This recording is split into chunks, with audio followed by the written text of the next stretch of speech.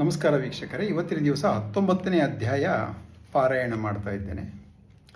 ಶ್ರೀ ಗಣೇಶಯನ್ಮ, ಶ್ರೀ ಸರಸ್ವತ್ಯನ್ಮ, ಶ್ರೀ ಗುರುಭ್ಯೋ ನಮಃ, ಶ್ರೀ ಕುಲದೇವತಾಯೈ ನಮಃ, ಶ್ರೀ ಶ್ರೀಪಾದ ಶ್ರೀವಲ್ಲಭ ಶ್ರೀ ನರಸಿಂಹ ಸರಸ್ವತಿ ದತ್ತಾತ್ರೇಯ ಗುರುಭ್ಯೋ ನಮಃ. ಬಾಲಾರ್ಕ ಪ್ರಭಮೀಂದ್ರ ನೀಲ ಜಟಿಲಂ ಭಸ್ಮಾಂಗ ರಾಗೋಜ್ವಲಂ ಶಾಂತಂ ನಾದ ವಿಲನ ಚಿತ್ತಪವನಂ ಶಾರ್ದೂಲ ಚರ್ಮಾಂಬರಂ ಬ್ರಹ್ಮಜ್ಞೇಶನಕಾದಿಭಿ ಪರಿವೃತಂ ಸಿದ್ಧೈ ಸಮಾರಾಧಿತಂ ದತ್ತಾತ್ರೇಯ ಮುಪಸ್ಮಹೇ ಹೃದಿಮುದ ಧ್ಯೇಯ ಸದಾ ಯೋಗಿಭಿ.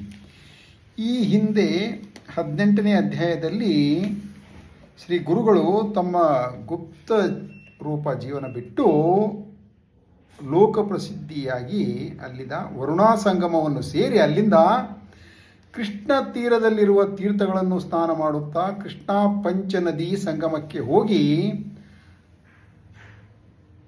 ಅಲ್ಲಿ 12 ವರ್ಷಗಳ ವಾಸ ಇರ್ತಾರೆ. ಅದು ತುಂಬ ಪವಿತ್ರವಾದ ಸ್ಥಳ. ಅಲ್ಲಿ 5 ನದಿಗಳು ಸೇರಿ ಕೃಷ್ಣ ಒಂದೇ ಸೇರಿ ಪವಿತ್ರವಾಗಿ ಹರಿಯಲ್ಪಡುತ್ತದೆ.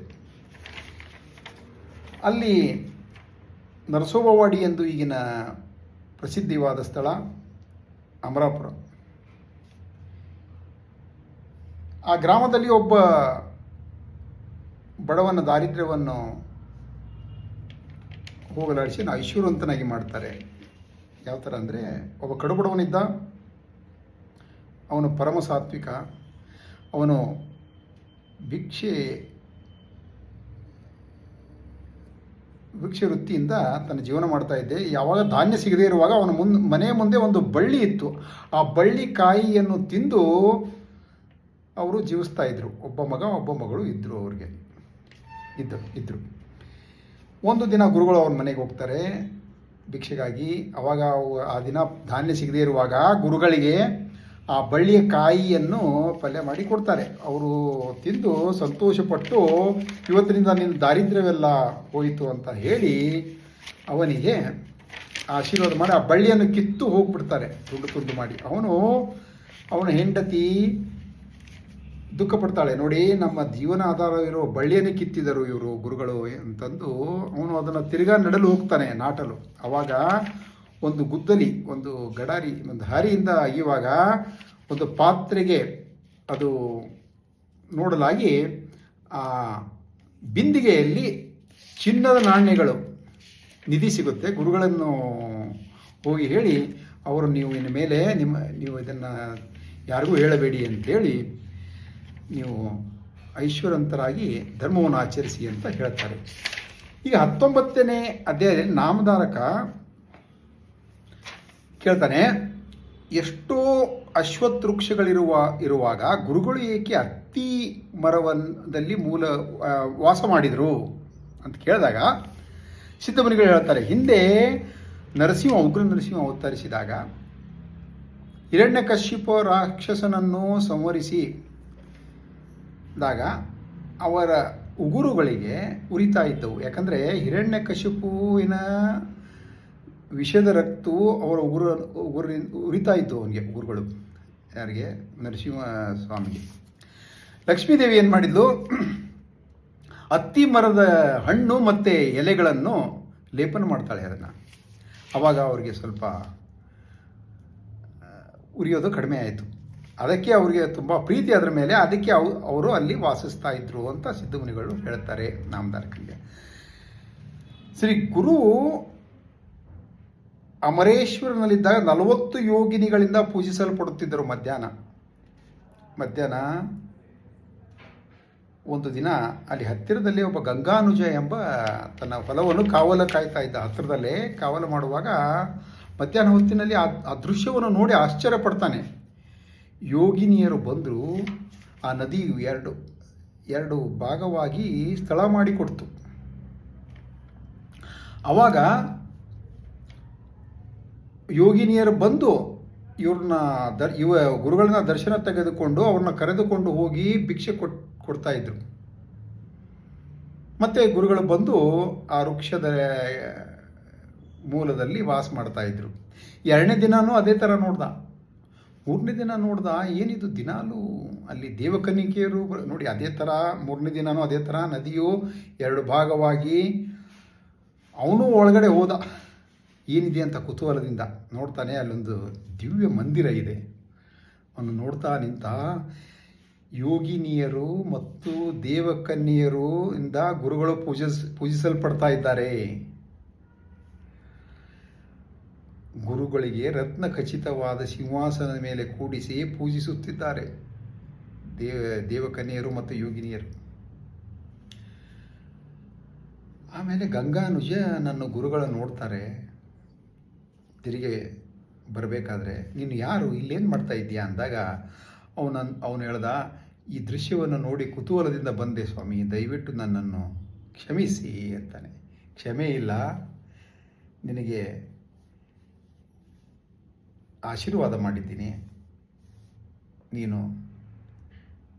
ಆನಂದವಾಗಿ ಜೀವಿಸು ಅಂತ ಹೇಳಿ ಆಶೀರ್ವಾದ ಮಾಡಿ ಅವನು ಕಳಿಸ್ತಾರೆ. ಅವನು ಅಂದಿನಿಂದ ಅವನು ಹೊಲಕ್ಕೆ ಹೋಗುವಷ್ಟರಲ್ಲಿ ಒಂದು ನಿಧಿ ಸಿಗುತ್ತೆ. ಅವನು ಕೂಡ ಐಶ್ವರ್ಯವಂತನಾಗ್ತಾನೆ. ಈ ಪ್ರತಿದಿನ ತನ್ನ ಬಾರೆಯೊಂದಿಗೆ ಬಂದು ಗುರುವಿನ ದರ್ಶನ ಮಾಡಿ ಸೇವೆ ಮಾಡ್ತಾ ಇರ್ತಾನೆ. ಒಂದು ದಿನ ಮಾಘ ಪೂರ್ಣಿಮೆಯ ದಿನ ಗಂಗಾನುಜ ಸ್ವಾಮಿಯನ್ನು ದರ್ಶಿಸಿ ಹೇಳ್ತಾನೆ, ಗುರುಗಳೇ, ಮಾಘ ಮಾಸದಲ್ಲಿ ಪ್ರಯಾಗ, ಕಾಶಿ, ಗಯಾಗಳಲ್ಲಿ ಸ್ನಾನ ಮಾಡಿದರೆ ಪುಣ್ಯ ಬರುತ್ತದೆ ಅಂತಾರೆ. ನಾನು ಹೋಗಿಲ್ಲ ಇನ್ನೂವರೆಗೆ, ಅದನ್ನು ನೋಡಿಲ್ಲ. ಆ ಸ್ನಾನ ಮಾಡದಿದ್ದರೆ ಅದರ ಬಗ್ಗೆ ಕೇಳಿದರೂ ಪುಣ್ಯ ಬರುತ್ತದೆ ಅಂತಾರೆ. ಅಂದಾಗ ಗುರುಗಳು ಹೇಳ್ತಾರೆ, ನಿನಗೆ ಪ್ರಯಾಗ್, ಕಾಶಿ ಮತ್ತು ಗಯಾಗಳನ್ನು ದರ್ಶನ ಮಾಡಿಸ್ತೀನಿ ಅಂತ. ನೋಡು, ಇಲ್ಲೇ ಹತ್ತಿರದಲ್ಲಿ ಕೃಷ್ಣ ಪಂಚನದಿ ಸಂಗಮವಿದೆ, ಅದು ಸಾಕ್ಷಾತ್ ಪ್ರಯಾಗ ಅಂತ ಹೇಳ್ತಾರೆ. ಇಲ್ಲಿನೂ ಪ್ರಯಾಗ್, ಕಾಶಿ, ಗಯಾ ಥರನೇ ತ್ರಿಸ್ಥಲಿ ಅಂತಾರೆ ಅದಕ್ಕೆ. ಇಲ್ಲಿಯೂ ಕೂಡ ಹತ್ತಿರದಲ್ಲಿ ಸಂಗಮ, ಯುಗಾಲಯ, ಕರವೀರ ಎಂಬ 3 ಸ್ಥಳಗಳು, ಇವು ತ್ರಿಸ್ಥಲಿಗೆ ಸಮಾನವಾದದ್ದು ಅಂತ ಹೇಳ್ತಾರೆ. ನಿನಗೆ ತ್ರಿಸ್ಥಲಿಯನ್ನು ದರ್ಶನ ಮಾಡಿಸ್ತೀನಿ ನನ್ನ ಅಂತ ಹೇಳಿ ಹುಲಿ ಚರ್ಮದ ಮೇಲೆ ಗುರುಗಳು ಕೂತುಕೊಂಡು ನನ್ನ ಪಾದುಕೆಯನ್ನು ಹಿಡಿಯಲು ಹೇಳ್ತಾರೆ. ತಮ್ಮ ಪಾದುಕೆಯನ್ನು ಗಟ್ಟಿಯಾಗಿ ಹಿಡಿಯಿ, ಕಣ್ಣು ಮುಚ್ಚುಕೋ ಅಂದಾಗ ಅದೇ ಥರ ಗಂಗಾನುಜ ಮಾಡಲಾಗಿ ಗುರುಗಳು ತಕ್ಷಣ ಪ್ರಯಾಗವನ್ನು ದರ್ಶನ ಮಾಡಿಸ್ತಾರೆ. ಆಮೇಲೆ ಮಧ್ಯಾಹ್ನ ಕಾಶಿಯಲ್ಲಿ ವಿಶ್ವನಾಥನ ದರ್ಶನ ಮಾಡಿಸ್ತಾರೆ. ಸಾಯಂಕಾಲ ಹೊತ್ತಿಗೆ ಗಯಾ ದರ್ಶನ ಮಾಡಿಸಿ ಸಮಸ್ತ ಸೂರ್ಯಾಸ್ತ ಸಮಯಕ್ಕೆ ಅವನನ್ನು ಸಂಗಮಕ್ಕೆ ಕರೆದುಕೊಂಡು ತಂದು, ಅದಾದ ಮೇಲೆ ಆ ತ್ರಿಸ್ಥಲಿ ಸಮಾನವಾದ ಅಲ್ಲೇ 3 ಕ್ಷೇತ್ರಗಳನ್ನು ಅವನಿಗೆ ತೋರಿಸ್ತಾರೆ. ಅವು ಯಾವುವು ಅಂದರೆ ಸಂಗಮ, ಯುಗಾಲಯ ಮತ್ತು ಕರವೀರ. ನಂತರ ಶ್ರೀ ಗುರುಗಳು ಆ ಸ್ಥಾನವನ್ನು ಬಿಟ್ಟು ಹೊರಡಲು ಯೋಚಿಸುತ್ತಾರೆ. ಆಗ ಯೋಗಿನಿಯರಂತಾರೆ, ಗುರುಗಳೇ, ಇನ್ನು ಮೇಲೆ ನಾನು ನಿಮ್ಮ ಸೇವೆ ಹೇಗೆ ಮಾಡುವುದು ಅಂತ ಕೇಳಿದಾಗ ಗುರುಗಳು ಹೇಳ್ತಾರೆ, ಲೋಕದ ದೃಷ್ಟಿಯಲ್ಲಿ ನಾವು ಹೊರಟ ಹಾಗೆ ಕಂಡರೂ ನಿಜಕ್ಕೂ ಅದೃಶ್ಯರಾಗಿ ಈ ಔದುಂಬರ ವೃಕ್ಷದಲ್ಲೇ ನಾವು ವಾಸಿಸುತ್ತೇವೆ. ಅಮರಾಪುರದ ಪೂರ್ವ ದಿಕ್ಕಿನಲ್ಲಿ ನಮ್ಮ ನಿವಾಸವಿದೆ. ಈ ಕ್ಷೇತ್ರ ಲೋಕಪ್ರಸಿದ್ಧಿಯಾಗುತ್ತದೆ. ಅಲ್ಲಿ ಅನ್ನಪೂರ್ಣ ದೇವಿಯನ್ನು ನಾವು ಪ್ರತಿಷ್ಠೆ ಮಾಡಿಸುತ್ತೇವೆ. ನಮ್ಮನ್ನು, ಈ ಔದುಂಬರ ವೃಕ್ಷವನ್ನು, ನಮ್ಮ ಪಾದುಕೆಗಳನ್ನು, ದ್ವಿಜರನ್ನು ಪೂಜಿಸಿ ಇಲ್ಲಿನ ತೀರ್ಥಗಳಲ್ಲಿ ಸ್ನಾನ ಮಾಡಿದರೆ ಸಕಲ ಪಾಪಗಳು ನಾಶವಾಗಿ ಅಪಾರ ಪುಣ್ಯ ಬರುತ್ತದೆ. ಕೋರಿದ್ದವೆಲ್ಲವೂ ಸಿದ್ಧಿಸುತ್ತದೆ, ಕೋರಿಕೆಗಳೆಲ್ಲವೂ ಸಿದ್ಧಿಸುತ್ತದೆ. ಈ ವೃಕ್ಷದ ಕೆಳಗೆ ಮಾಡಿದ ಜಪ, ಹೋಮಗಳು, ರುದ್ರಾಭಿಷೇಕ, ಸತ್ಯ ಮಾರ್ಗಗಳೆಲ್ಲ ಕೋಟಿ ಕೋಟಿ ಫಲ ಕೊಡುತ್ತದೆ. ಅಷ್ಟು ಪವಿತ್ರವಾದದ್ದು. ಈ ಪಾದುಕೆಗಳನ್ನು ಪೂಜಿಸಿ ಪ್ರದಕ್ಷಿಣೆ ಕೊನೆಯಲ್ಲಿ ನಮಸ್ಕಾರ ಮಾಡಿದವರಿಗೆ ಸರ್ವರೋಗಗಳು ನಾಶವಾಗುತ್ತವೆ ಎಂದು ಹೇಳಿ ಗುರುಗಳು ಅಶ್ವಯುಜ ಬಹುಳ ದ್ವಾದಶಿಯ ದಿನ ಗಂಧರ್ವಪುರದಲ್ಲಿ ಭೀಮಾ ಅಮರಜ ಸಂಗಮಕ್ಕೆ ಹೊರಡುತ್ತಾರೆ. ಈಗಲೂ ಶ್ರೀ ನರಸಿಂಹ ಸರಸ್ವತಿ ಸ್ವಾಮಿಗಳು ಅದರ ಕೆಳಗೆ ನಿತ್ಯ ವಾಸ ಮಾಡುತ್ತಾರೆ. ಇಲ್ಲಿಗೆ 19ನೇ ಅಧ್ಯಾಯ ಸಮಾಪ್ತಿಯಾಯಿತು. ತಾವು ದಯವಿಟ್ಟು ಯೂಟ್ಯೂಬ್ನಲ್ಲಿ ಲೈಕ್ ಕೊಟ್ಟು ಸಬ್ಸ್ಕ್ರೈಬ್ ಮಾಡಿ 20ನೇ ಅಧ್ಯಾಯಕ್ಕೆ ಕಾಯಬೇಕಾಗಿ ವಿನಂತಿ.